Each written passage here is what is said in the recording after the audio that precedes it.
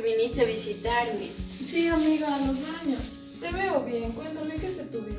Pues te cuento que estoy en mi último semestre en la universidad y ya por concluir la tesis. Qué chévere, amiga, ¿y qué sigues? Turismo ecológico en la Universidad Central.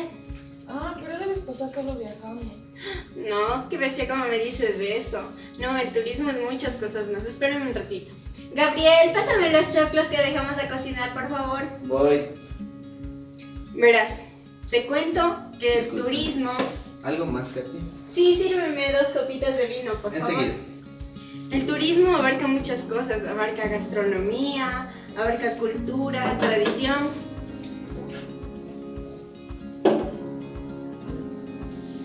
Pero eso no comienza así como así. Y cuéntame cómo empezó todo. Verás, te cuento. Comenzó en el siglo XVIII cuando Humboldt, Darwin y el capitán Cook empezaron sus viajes por el Pacífico en busca de nuevas tierras, teniendo los primeros contactos con una naturaleza desconocida. En estos viajes se encontraron lugares paradisíacos, con una gran diversidad de culturas, lo que causó una gran impresión en los colonizadores. De regreso a Europa, comienzan a ilustrar a los ricos sus experiencias, los cuales vivían de las nuevas fantasías que traían los viajeros a través de objetos o narraciones, dándole a las islas la denominación de paraísos, que eran zonas de felicidad.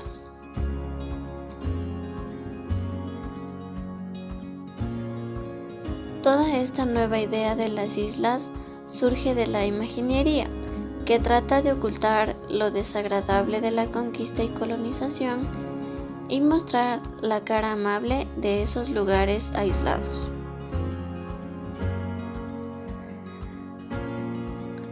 A partir de todo esto, en Europa nace el eurocentrismo, una visión uniformizante que colocaba a los pueblos no europeos en una situación de inferioridad, tratando de moldearlos a su imagen e integrarlos al mundo moderno. Con la llamada civilización se creó un nuevo término, llamado raza, para empezar a jerarquizar, convirtiéndose de una sociedad civilizadora a una sociedad dominante.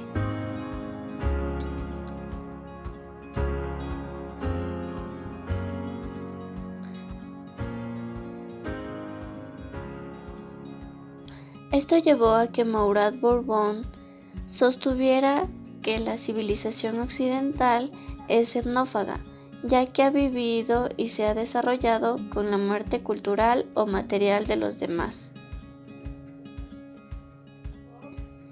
A finales de este siglo se inició la visión de turismo a gran distancia en los paraísos perdidos, que hacía referencia a las islas del Pacífico, diferente al clásico modelo al interior de Europa occidental. Un dato importante es que los imaginarios perciben una realidad agradable y útil. Además se encuentran en medio de los colonizadores que se basan en la gloria y las riquezas para mantenerse en lucha. Y por otro lado los colonizados, que tienen una fantasía diferente, llena de castigos.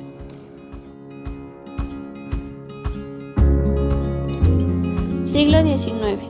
Al arribo de los europeos a la isla de Tahití, creen haber llegado al Edén, la tierra anterior al pecado original, mientras que los sacerdotes que viajaban con ellos pensaban lo contrario. Bajo esta concepción, el mito del paraíso queda anclado en las islas, principalmente del Pacífico.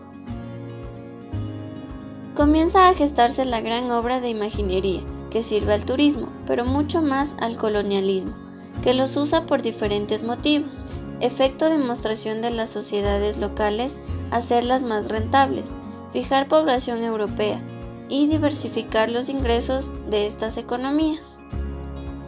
En 1873, Isabella Bird llega al archipiélago de Hawái y se deja llevar por el famoso mito del paraíso, lo que conlleva a producir y publicitar en sus libros. A los pocos años de este suceso, Thomas Cook, pionero de la organización del turismo de su época, adopta este mito como eje en la promoción de sus viajes a la selecta clase turística de la Belle Époque. En 1896, para consumar este hecho de manera física, se crean las tarjetas postales en Prusia, con la idea de enviar correspondencia sin sobre. En pocos años se popularizó este hecho debido a que el Estado dejó de tener el monopolio de impresión. En el caso particular de Hawái, la postal toma un giro interesante, pues por la amenaza de los volcanes activos, la transforman en la ventana de que al acercarla a una de las grietas, ésta se medio quema y representa el testimonio de haber estado allí.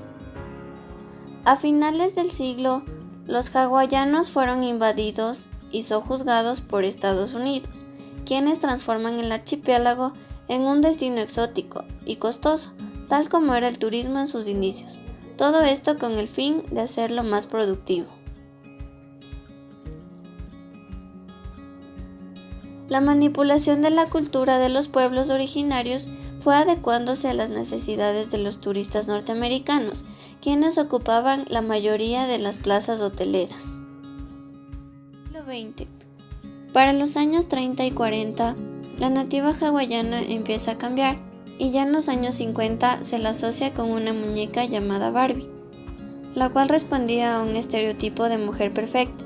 De esta forma, la representación de la hawaiana originaria fue transformada y dio origen a una imagen menos amenazadora que la nativa o salvaje.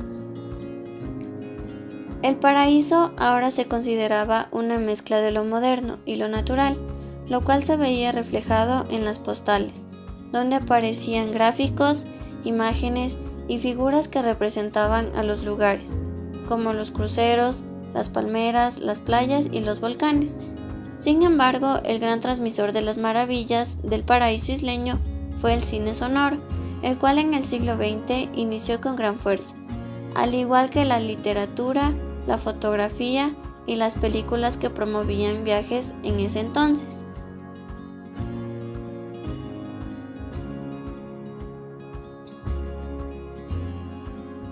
Fue así como a mediados del siglo XX se dio el proceso de transformación de la cultura y sociedad de Hawái, viéndose menos rústica y pasando del descubrimiento a la imaginería, y luego al cliché y la invención nostálgica, con el fin de lograr transformar la realidad en un nuevo atractivo.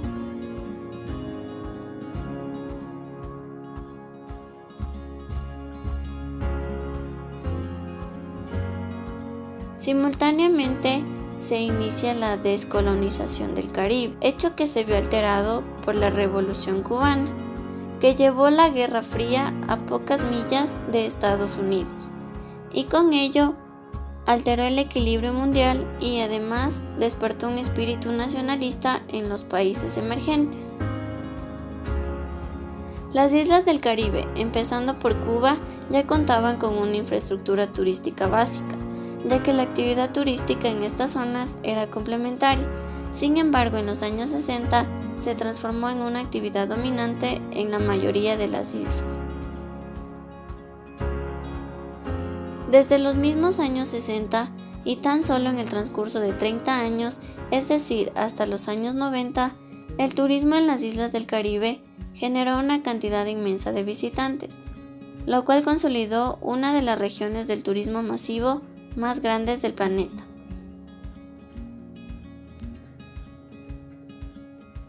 A finales del siglo XX, en el año de 1992, dentro de la Conferencia de Río, se consolida y se habla del ecoturismo y turismo sustentable. En esta época se vende al turismo como un lugar para vivir la experiencia de aventurarse en la selva o montañas, donde habitan varios pueblos originarios. Sin embargo, surgen inconvenientes ya que el turismo los recoloniza y se deforestan grandes extensiones de selva, e incluso muchos originarios son desplazados de sus tierras. Siglo XXI. Para el comienzo del siglo XXI se han venido produciendo una serie de cambios en la sociedad.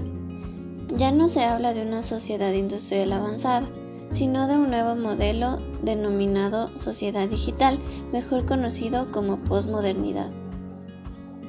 Muchos autores niegan que la sociedad industrial avanzada haya llegado al fin de su evolución histórica, mientras que Batimo o Lyotard afirman que la modernidad ha concluido y nos encontramos ante una nueva sociedad. Evidencian que se han dado cambios importantes que la han afectado, produciendo unas importantes variaciones en su estructura como el sistema económico, social y político. En la sociedad posmoderna surge el desarrollo de las tecnologías, la globalización, la nueva cultura de lo sostenible, consumo, hedonismo, experiencias, individualismo, la búsqueda de la calidad relacionadas a nuevas demandas en el entorno, el destino y la vivencia del producto turístico deseado. El turismo típico era aquel en el que el turista buscaba destinos de sol y playa, totalmente masificados. Hoy día, con el cambio en la estructuración de las sociedades, se disuelven las basadas en la familia y el grupo, y aparecen en el mercado del turismo ofertas diferenciadas más adaptadas a los nuevos signos y símbolos que fija las etiquetas de clase. Nos encontramos con consumidores inteligentes, hedonista, en la que el viaje se convierte en una experiencia. Consumidores que no buscan el producto empaquetado, sino uno especial que lo haga sentir único.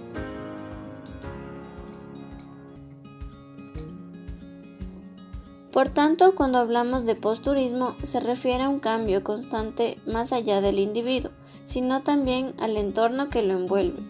Desde el inicio del viaje, organización, elección del destino, compra de billetes, hasta lo que es el viaje, los servicios turísticos, las actividades y las experiencias.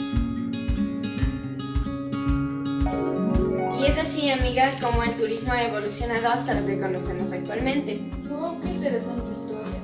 Ay, creo que ya se terminó. Gabriel, sírveme 2 más, por favor. ¿Qué te parece si mientras tanto planeamos nuestro viaje? Porque ya me convenciste con eso del turismo. Salud. Sí, amiga, ha sido la mejor decisión estudiar esta carrera.